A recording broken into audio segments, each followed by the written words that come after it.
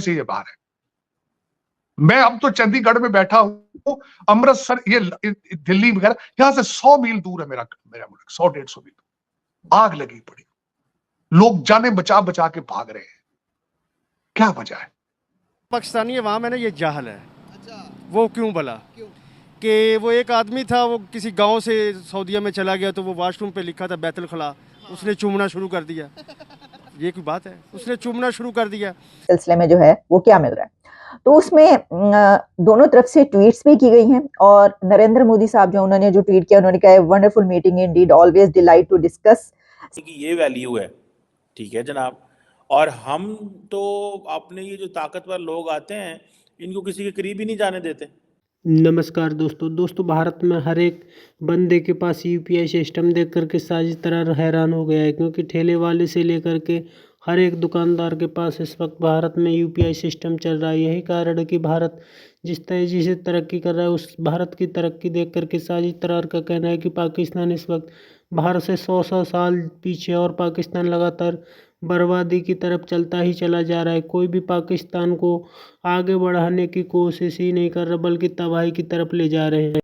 जर्नैलों के बच्चे अब कहते हैं हम पाकिस्तान आगे। उमर अयूब साहब हैं अगले प्राइम मिनिस्टर, वो कैंडिडेट है। असद उमर साहब है, दोनों के बाप जर्नैल है, दोनों के बाप जर्नैल। मैं बच्चों को चाहूंगा कि वो डॉक्टर कैसर बंगाली की वो सुने उसका ब्लॉग, जिसमें उन्होंने कहा है कि जनरल जियाउल हक का दौर जो एक बदतरीन दौर था। बिल्कुल सुने उसे। परवेज मुशर्रफ किस फॉरेन नेशनल आपके वहां से कॉन्ट्रैक्ट पे आके आपके प्राइम मिनिस्टर बनते रहे हैं। मोइन कुरैशी साहब है, वो दूसरे सिटी बैंक के एक मुलाजिम आ गए थे, और आप आईएमएफ वाले लोग ले आते हैं, वर्ल्ड बैंक के लोग लेके आते हैं, आपको सारा ऑपरेट वो करते हैं। जब क्या वजह है? मैं समय से सोचने से कासर हो चुका हूं। क्या वजह है कि पाकिस्तान में आज पाकिस्तानी कोई नहीं है? क्या वजह है? क्यों नहीं बचाने के लिए निकल रहे बाहर? 250 मिलियन लोग हैं, पता नहीं जिहाद जिहाद जिहाद जिहाद। और जियाउल हक ने ऐसा टीका लगाया, उसके ऊपर तड़का लगाया मेरे इमरान खान ने। एक तो वो खूबसूरत बहुत है, हैंडसम बहुत है, बाल वगैरह लगवाए उसने, फेशियल कराता है। आधे लोग तो उसकी खूबसूरती के पीछे चले जाते हैं।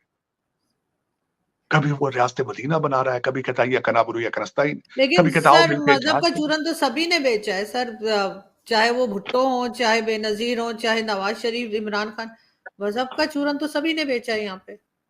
लेकिन अब देखें, मजहब तो देखें, यूएई वालों के पास भी मजहब है, सऊदी अरेबिया वाले भी अब जा रहे हैं। अब आजकल की खबर थी, उन्होंने मस्जिदों में इफ्तारी बंद कर दी है भाई, सऊदी अरेबिया में।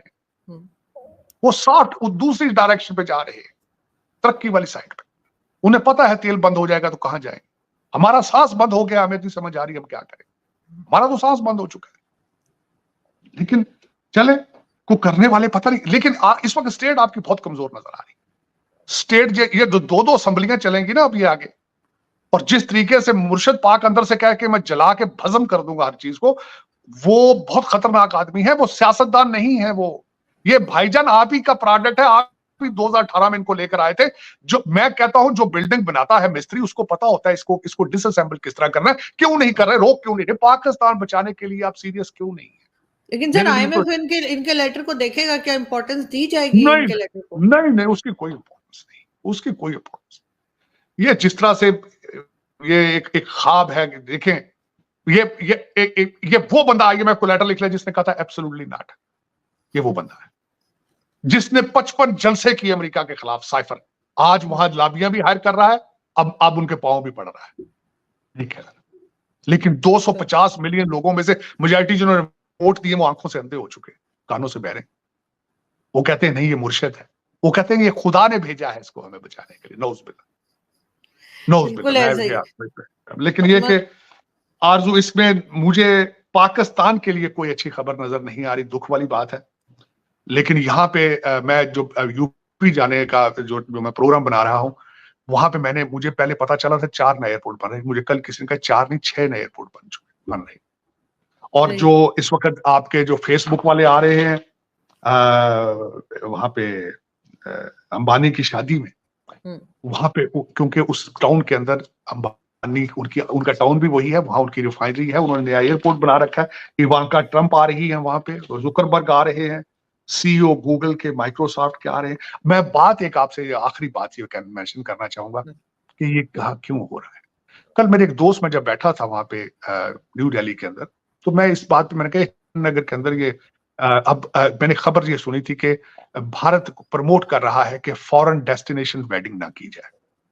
बिल्कुल। उन्होंने कहा कि इसके ऊपर प्राइम मिनिस्टर ने सख्त एक्शन लिया है, क्योंकि करोड़ों रुपए यहां से लोग, क्योंकि लोगों के पास पैसा है, लोग करोड़ों के हिसाब से पैसा ले जाके फॉरेन डेस्टिनेशन पे वेडिंग करते थे। पैसा बाहर जा रहा था। प्राइम मिनिस्टर साहब ने सख्ती से ऑर्डर किया है, इन लोगों के पास देखो पैसा ये कहां से आया और बाहर कितना जा रहा है। लोग डर गए। फिर मोदी साहब ने, आपको पता है, वो आइलैंड को प्रमोट किया, खुद जाकर स्कूबा डाइविंग करते रहे वहां। जी। तो उसकी वजह से उन्होंने, ये एक गवर्नमेंट का इनिशिएटिव है कि भारत के अंदर ही डेस्टिनेशन वेडिंग हो। ताज वालों के बड़े बड़े अच्छे पैकेज हैं, ताज होटल वालों के वेडिंग के। तो उन्होंने इन चीजों को रोकने की कोशिश करते हैं, करेंसी बाहर ना जाए। ये चीजें नेशनलिज्म से आती है। दूसरा, मैं आपको बल्कि एक तस्वीर भेजूंगा। मुझे यहाँ बाहर ढाबों से चाय पीने का बहुत मुझे अच्छा लगता है। मैं कनॉट प्लेस के पास गया, चाय ढूंढता, वो छोटे से, मुझे बड़ी मजेदार लगती काढ़े वाली चाय। 2 तस्वीरें आपको भेजूंगा, मैं चाहूंगा आप शेयर करें जरूर, कि एक वहां पे एक बच्चा 2-3 ईंटें रख के ऊपर उसके बर्तन रख के चाय बना रहा था। लाइन लगी हुई थी, लोग ले रहे थे चाय उसकी, बहुत मजेदार थी। लेकिन साथ यूपीआई का साइन पड़ा, ये फोन के जरिए पेमेंट रिसीव करना था। उसकी दुकान भी नहीं बेचने की, ठेला भी नहीं है, ईंटों के ऊपर रख के बैठा है, लेकिन इलेक्ट्रॉनिक पेमेंट। फिर उसके बाद मैं घूमता रहा कल उस पे कैनाट प्लेस पे, छोटी छोटी हैंडीक्राफ्ट चीजें, जितने बाहर ठेले वाले हैं सबके पास यूपीआई और जो इलेक्ट्रॉनिक पेमेंट है। ये क्या वजह है कि 100 मील के फासले पे कौम की सोच अलग है। मैं देख रहा हूं, मैं मेट्रो में गया हूं, एक सिगरेट बट नहीं देखा मैंने। मैं इंडिया गेट गया हूं, मुझे अमेरिका से ज्यादा सफाई नजर आ रही है।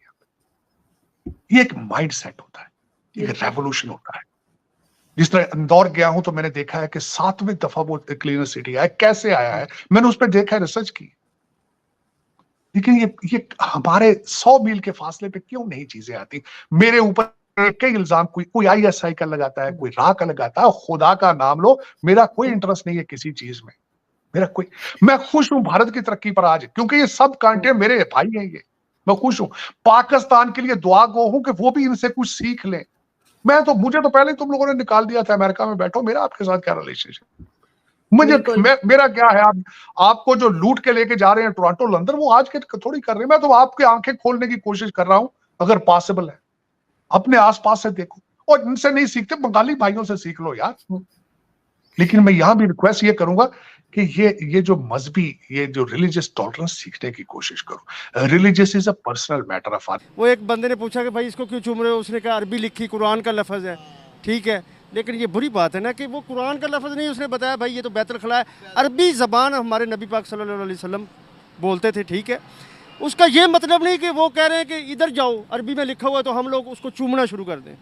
Thank you sir. सही बात है। मैम आपसे पूछना चाहूँगा, एज अ लेडी, एक लड़की होते हुए, जब आपने देखा कि एक बाजार के अंदर एक लड़की के साथ ये सब कुछ किया जा रहा है, जिसने कोई बेहरुमती नहीं की, उसकी गलती ना होने की वजह से भी उसने, देखे ना उसको पुलिस वाले ने किस तरह से प्रोटेक्ट करके, कवर करके लेके गई, और उसने माफ़ी भी मांगी। ऐसा औरत होते हुए कैसा महसूस करते हैं कि यहाँ पर चलते फिरते हुए, क्या आपको डर लगता है कभी इस तरह की बातों पे? जी बहुत ज़्यादा डर लगता है, और वैसे ऐसा करना नहीं चाहिए। जिन्होंने ये लिबास बनाया है उन लोगों को शर्म आनी चाहिए ये लिबास बनाते हुए, क्योंकि हमारा पाकिस्तानी मुल्क है ये, और यहाँ से लिबास बनाना चाहिए नहीं। सॉरी, ये सऊदीया का जो है ना कंपनी, ये वो बनाती है, ये कोई बुरी बात नहीं है। तो पहनने वाले को भी पता चलना चाहिए ना कि मुल्क हमारा ऐसा है जहाँ के लोगों को शऊर नहीं है, शऊर आएगा भी नहीं।